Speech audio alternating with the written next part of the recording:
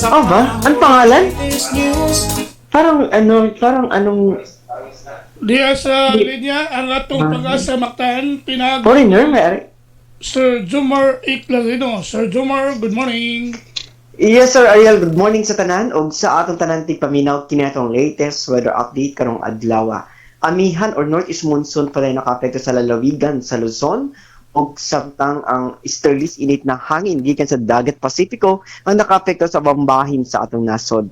Atong weather condition karong adlaw sa Tibok, Visayas, lakip na ang probinsya sa Cebu. Tungod kini sa easterlies, makasinati kita maayong tempo ng panahon or generally fair weather, gawas ini na mga patak-patak na mga pag-ulan o kini mga localized thunderstorms. Hining ito na sa kasarangan ng hangin masinati sa Visayas o kadagatan malinawon nga ito na sa kasarangan ang pagbalod.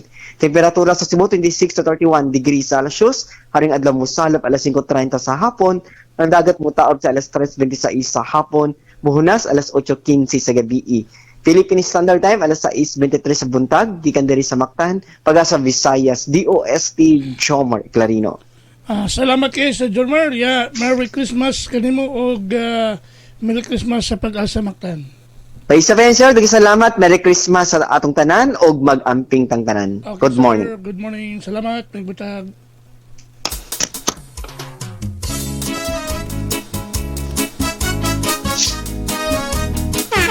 Mga pamukaw, ubantang kubra. Inyo gadabati ang atong dagan sa kahimtang sa panahon.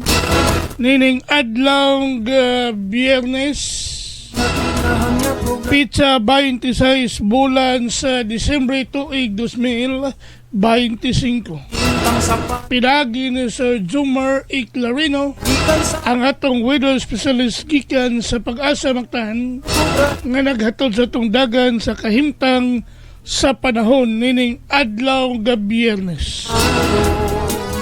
Salamat kayo ni Sir Jomar Iclarino og mayong buntag sa Pag-asa Mactan. Isa mutambong og magamputan, kung balitaning atong dakbayan, mahipalugayot ang katawhan. Balita sa trapiko, inyong masayran. Sa Lapu-Lapu City TV News, #1.